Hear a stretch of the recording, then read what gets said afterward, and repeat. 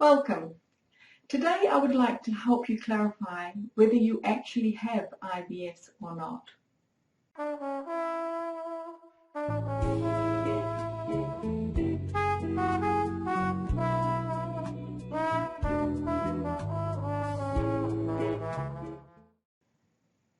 My name is Suzanne and I'm the author of 2 low FODMAP cookbooks and the creator of 2 low FODMAP coaching programs. On many of the application forms that are filled out for my coaching program is the comment, "I'm not sure if I have IBS," or "I've been diagnosed with IBS but I don't believe it," or "I haven't been diagnosed with IBS but I think I might have it." So I thought I would try to help you make that decision about whether you actually do have IBS or not. I'm going to ask you a series of questions, and after each question I'm going to give you an explanation.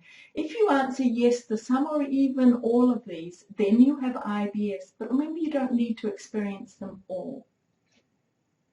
First question, do you usually feel bloated after eating? Now this happens when the carbohydrates that you eat in fruit, vegetables and grains, also lactose-containing foods and legumes, they're not completely absorbed in the small intestine but move undigested down into the large bowel, where the bacteria there get all excited at this feast and feed on it, fermenting the food, and that's what causes the bloating. In people without IBS, this absorption largely happens in the small intestine, and so there's little to no bloating. But this is not the case with those of you with IBS. You absorb some, but not enough. And so with the wrong diet, large amounts continue on down into the bowel. Second question, how do you stop this happening? That's simple. You stop eating the foods that are high in carbohydrates. Right now, do you have erratic bowel movements, which could include diarrhea, constipation, or both? People without IBS usually have 1 bowel movement a day, that's just an average. They stay on the toilet for a couple of minutes and it's all over. Now that's normal. For those of you with IBS, that is a distant and unattainable dream. If you do have any sort of routine, it's a rather unpleasant one. Those with constipation have to sit for quite a while to get anything to happen, and it could include a degree of straining, and that causes hemorrhoids and fissures. But those with diarrhea, they need to visit the toilet often and with little warning, which means a life that is limited, humiliating and miserable. Now there is a third group who have a surprise every time they go to the toilet. It could be constipation or it could be diarrhea. Not a pleasant surprise by any stretch of the imagination. Next question, do you get abdominal pain, but not always in the same place, but sometimes in the same place? Now that pain is from trapped wind, which could be anywhere in the bowel, or it could be from cramping of the muscles in the gut as well, and that's really painful. Next, do you have incomplete evacuation, that feeling that there's still something there? Now this is part and parcel of IBS, and it's one of the unpleasant symptoms, which means that you seldom get any real satisfaction from the bowel movement. Now this does not necessarily mean that there's anything actually left there of any significance. It's one of those false sensations that you feel because of the faulty signals being sent from the brain to the gut, and because of your oversensitivity to normal sensations. In other words, your body misinterprets the signals. Next question. Do you have an urge to go to the toilet but little comes out? Right, now this is because of what I've just said above, misinterpreted signals.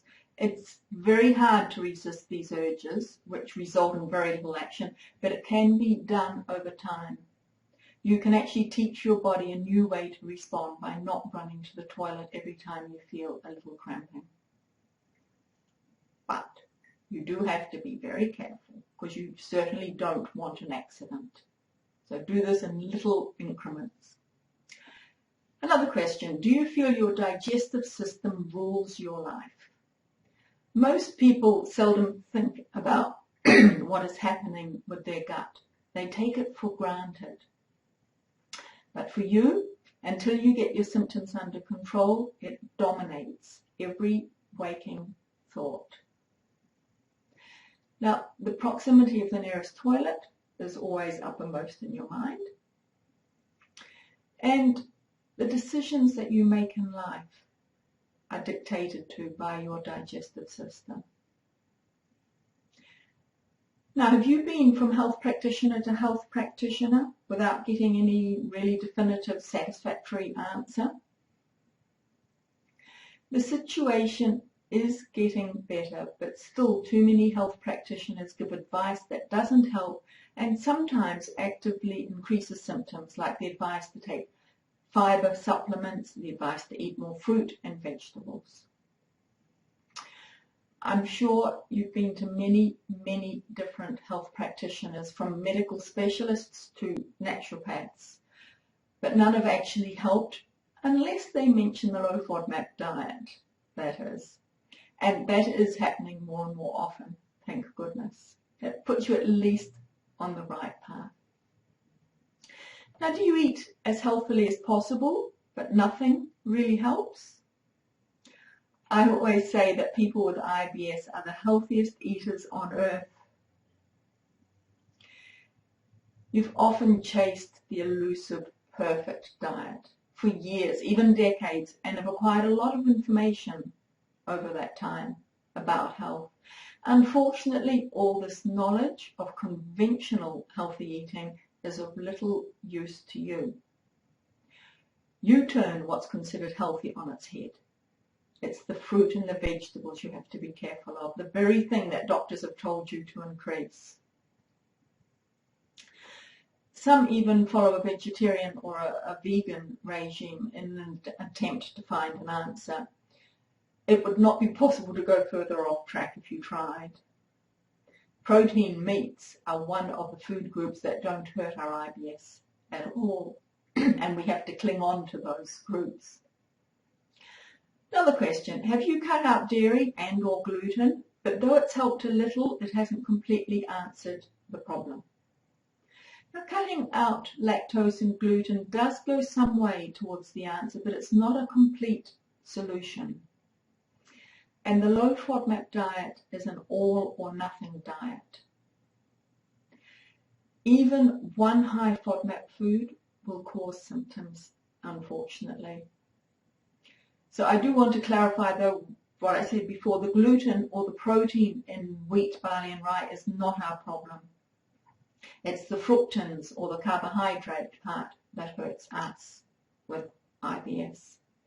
But the public understands gluten-free, while they'd kind of look at you sideways if you asked for fructan-free bread. That's why we say gluten-free, even though it's not accurate. Now, the last question. Do you wonder if you have something more serious going on? This has to be the most common thing I hear on phone calls, that you're not too sure whether it's just IBS or whether something terrible is going on. If you've actually been given the diagnosis of IBS, then it's highly likely your doctor has already excluded other possibilities that are more serious. And at a certain point, you will have to stop fighting the obvious answer that you have IBS. But do get the necessary tests done first.